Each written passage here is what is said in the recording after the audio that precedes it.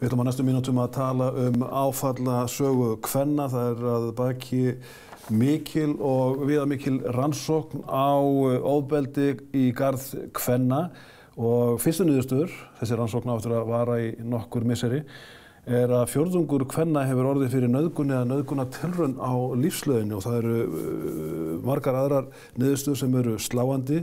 Ríflega 40% þátttakenda í rannsókninni eiga sögu framhjáhald eða höfnun af hendi maka og einn af hverjum 6 þáttttakendum í rannsókninni á að baki lífshættuleg veikindi eða meiðsl og það bil þriðjungur erfiða fæðingareyðslu. Við erum að fá þarna upplýsingar heilsufar kvenna í mjög breiðri mynd og hjá mér sest prófessor í læknadeild Háskóla Íslands Arna Hauksdóttir sem hefur unnið að rannsókninni á síðustu misserum ásamt Unni Valdimarsdóttur, sömuleiðis prófessor við læknadeild Háskóla Íslands. Þetta mjög metnaðarfull rannsókn. Já, hún það vissulega. Við hefum verið í mörg ára að undirbúa hana og ég mætti segja alveg síðan 2010. Þar sem við fengum þá hugmynd, við hefum báðar verið að rannsaka áhrif áfalla á heilsu í fjöldamörg ár, bæði meðal karla og kvenna. Og síðan þróast þessi hugmynd hjá okkur og þannig við unnum lengi með hana, vorum lengi að afla okkur styrkja því að svona þetta krefst gífurlegs fjármagns. Og síðan fyrir 2 árum þá fengum við 2 stóra rannsóknarstyrki, bæði frá Evrópska rannsóknarráðinu og frá Rannís sem gerði okkur kleift að fara í þetta risastóru verkefni.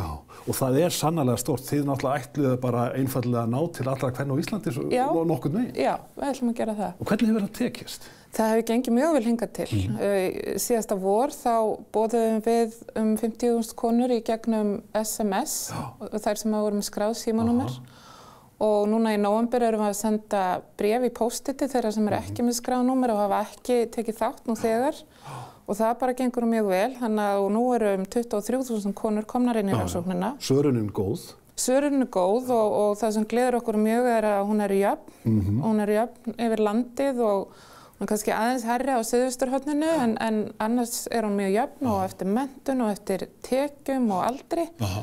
Og þetta náttúrulega mjög mikilvægt þegar maður að skoða stóran hóp fólks og í öllum rannsóknum að þessir hlutir séu í lagi. En af hverju, Arna, eru konur tilbúnar að tjá sig þetta? Þetta eru mjög viðkvæm málefni. Þetta eru mjög viðkvæm málefni og margar þeirra hafa sagt okkur og haft samband að þær hafa kannski engum sagt frá áður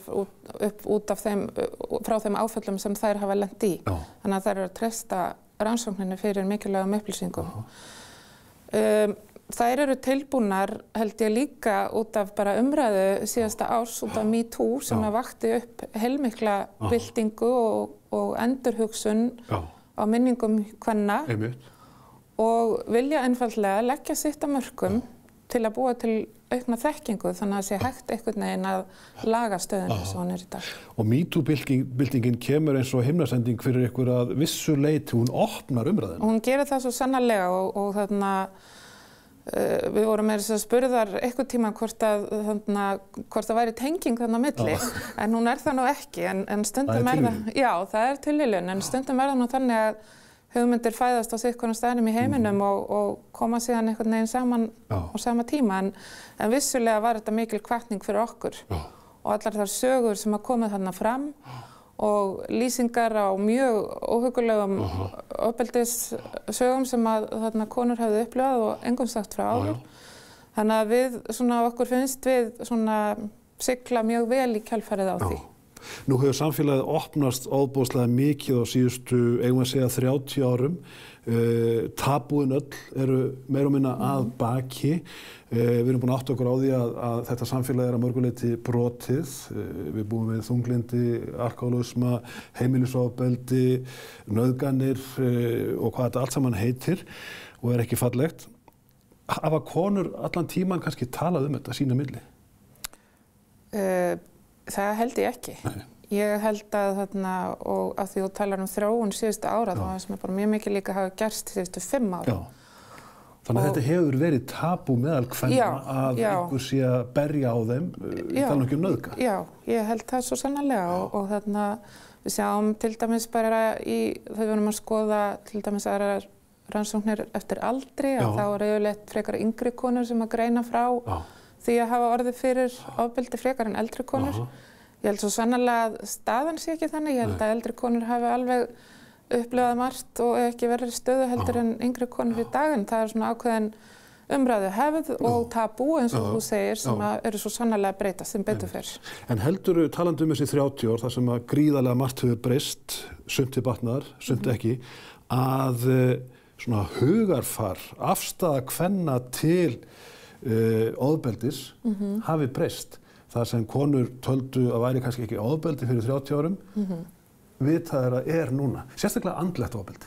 Já, ég held að það sé algjörlega rétt og ég held meiri segja að þetta er mjög mikið breyst í kjölfar MeToo. Að það hefur mjög margar konur aldrei hugsað eitthvað atvik sem þær lentu í sem nauðgun eða nauðgunartilraun, en í kjölfar MeToo og horfa tilbaka og eru að endurmeta sínar hugsanir sem gæti kannski hluta skýrt þessar háu tölur sem við erum að sjá hjá þessum þáttakendum. Þannig að ég held að það svo sannarlega geti skipt máli. Hvað kom þér mest á óvart? Nú þetta frumniðurstöður sem eru nú komnar fram úr svona fyrsta hluta rannsóknarinnar, ef svo má segja. Þegar maður les í gegnum niðurstöðurnar þá margt sláandi. Hvað kom þér mest á óvart? Það var svo margt, en svona yfir heildina voru það þessar háu tölur áfalla og þetta ekki bara tengt ofbeldi, þetta líka tengt hlutum eins og framhjáhald á höfnum eða erfiðri fæðingarreynslu og þetta eru svona háar tölur yfir allt. Það má líka svona velta fyrir sér að þarna þegar 23.000 konur búin að svara að þetta séu kannski þær konur sem svöruðu fyrst sem að hafa upplifað áföll. Af því að við höfum heyrt svolítið utan að okkur að þær konur sem ekki hafa upplifað áföll teljist ekki þurfa að taka þátt.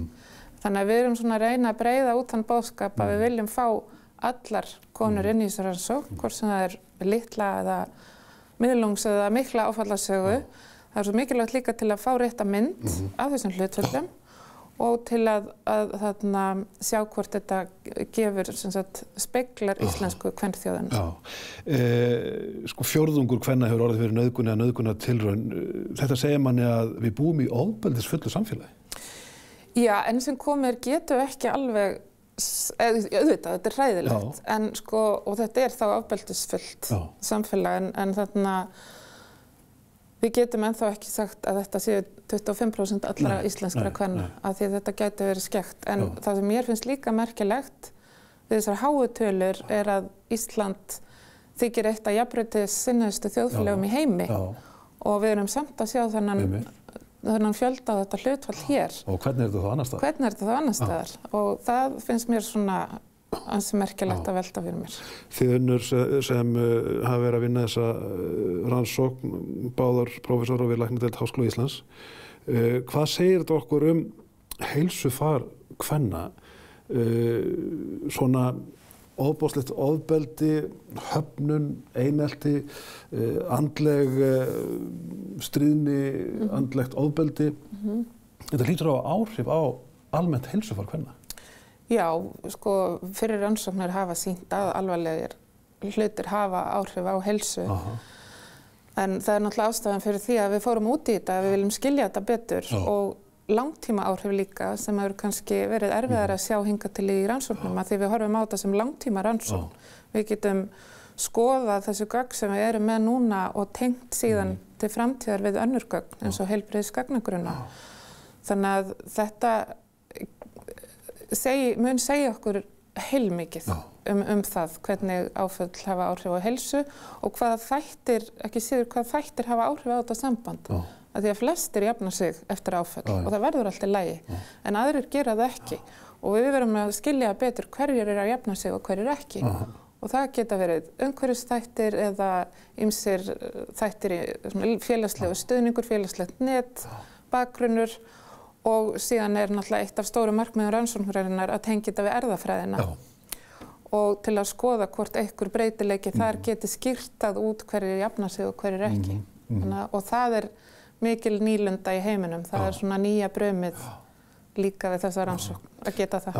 En þetta opnar manni sýn á svona umhverfi kvenna sem kannski hlaðið ótta við höfnun, ótta við andlegt ofbeldi, ég tala ekki líkamlegt ofbeldi, sem getur auðveldlega væntanlega leitt af sér kvíða.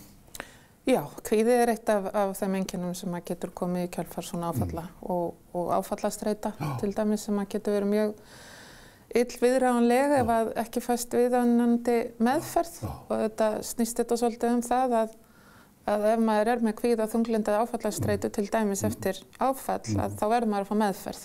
Annars getur það þróast út í alvarlegri hluti. En hvernig stöndum við okkur þar?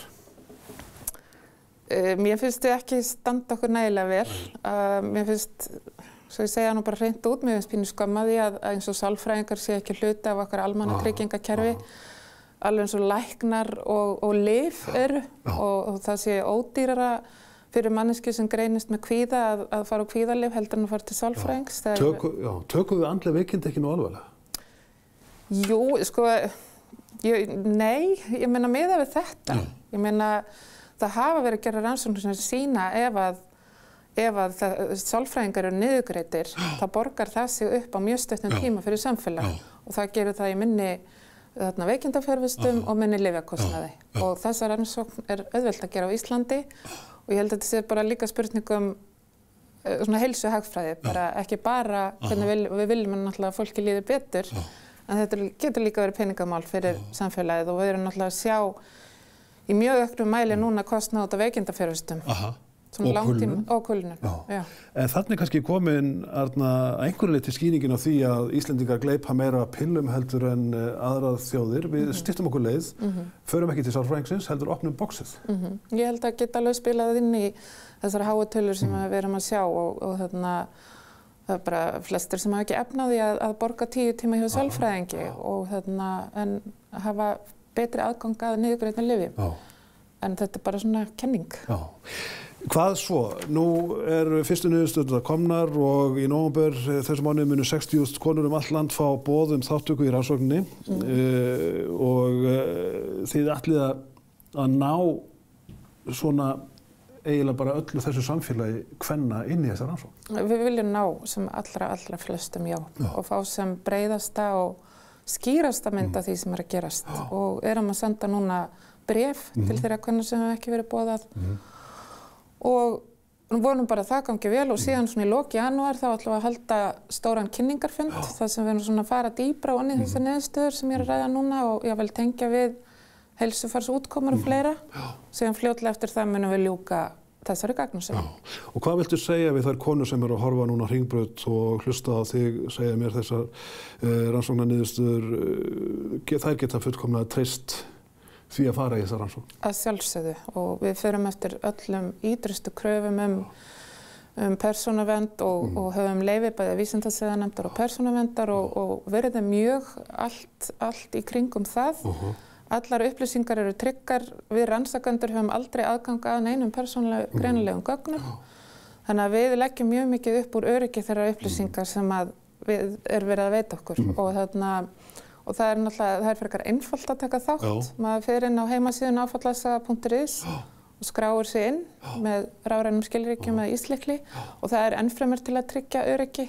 Þannig að geti ekki einhver annar verið að svara fyrir mann eða komist inn í svörun manns og svara síðan spurningalista. Er Ísland gott rannsóknarland í þessum efnum? Það er frábært rannsóknarland. Við erum náttúrulega fá, þannig að við eigum stundum erfiðleika með svona tölfræðilegt afl. En hér er mjög gott að ná til fólks. Við höfum okkar kennitölukerfi og þjóðskrá. Við höfum líka þjóð sem er mjög jákvæð til að taka þátt í vísindarannsóknum. Upplýst og vill upplýsingar? Já, og hefur mikið netaðgang og vill líka leggja sitt að mörkum til vísinda. Þannig að mín upplifun svona gegnum tíðina hefur algjörlega verið svo að Íslendingar vilja taka þátt í vísindarannsóknum. Hvenær sérðu fyrir endan á þessar rannsókn? Við munum loka henni svona upp úr mánaðamótunum janúar, febrúar. Og hvað ætlið svo að gera við þetta? Við byrjum náttúrulega á því að skoða öll þessu gögn sem við erum komið í fangið og tengja þetta við alla þessa þætti sem ég er búin að vera að lýsa. En svona til framtíðar þá erum við líka að fara að tengja við heilbrigðisgagnagrunna og jafnvel hafa samband við þáttakendur aftur þegar svona fyrir að líða frá. Og því að þáttakendur gefa samþykki sitt fyrir því. Þannig að við getum svona haldið þessu áfram næstu áratugina. Þetta eru konur 18 ára eldri? Já. Þið gátuð ekki farið niðar? Nei, það voru orðin börn og ekki lengur sjálfráð, þannig að 18 ára eldri, allar velkomnar í rannsóknina. Hefur þetta verið gert annars staðar? Svona heil þjóð, Já. ekki svo ég viti til. Ekki svona gagnasöfnun frá heilri kvenþjóð. Ég hreinlega hef ekki séð það. Þannig að finnur þið fyrir athygli utan á heimi nú þegar? Já, við erum með athygli til dæmis samstarfsfólks okkar erlendis sem bíður spennt fyrir samstarfi við okkur þessi gögn og svo býst ég nú við enn meira athygli þegar við förum að kynna niðurstöðurnar okkar erlendis. Við erum ekki byrjuð neitt á því og munum ekki byrja strax en ég vænti þess nú að svona þegar maður fer að segja fólki frá á ráðstefnum svona hvað við erum að gera þá finnst öllum þetta stórmerkilegt. Já, og nú tala ég eins og hver annar kallpungur heldur að sko við munum birta útlendingum ljóta mynd á okkur? Væntanlega sanna? Alltaf sanna mynd. Nei, við bara reynum, ég veit það ekki. Ég verð bara að koma aftur hérna í vor og segja þér það og við verðum að meta það saman. Já, sannleikurinn það bara svona. Já. En hvernig kom þetta til? Hvernig fenguð þið þessa hugmynd? Við höfum, eins og ég nefndi áðan, verið að rannsaka áhrif áfalla á heilsu í mörg ár og vildum að því við vorum í samstarfi við svona risarannsóknir erlendis sem voru til dæmis í Svíþjóð og vildum endurtaka leikinn hérna á Íslandi og ég man alltaf eftir að samstarfsaðilum og ýmsum bæði hér heima og erlendis fannst þetta alveg galin hugmynd. En svo þetta bara að maður fær galnar hugmyndir og byrjar að undirbúa þær og maður bara fyrir að sjá að þetta getur verið raunhæft og það hvetur mann alltaf áfram í ferlinu og byrja að draga inn litla styrki hér og þar og í lýsu stundum eins og við höfum bara verið að selja dósir hérna tíma til að ná inn en gátum framkvæmt litla rannsókn vorið 2014 sem gaf okkur svolítið svona plattform til þess að halda áfram og þá fóru þessi stóru styrkir að koma. Þannig að þetta bara svona draumsýn sem verða veruleika. Og svörunin í rauninni betri en þið byggust við? Hingað til já, við lítum svo á að við erum í hálfleik og það eru komnar 23.000 konur sem náttúrulega sögulegt og við viljum enn fleiri. Og þá kannski fáið þið fyllri og sannari mynd? Já. Það takmarkið, loka takmarkið? Já, algjörlega. Gangi ykkur sem allra best. Takk kærlega fyrir. Athyglisvert. Höldum áfram með þáttinn hér innan skamms. Hann snesafullur á góðu upplýstindu og fræðandi efni.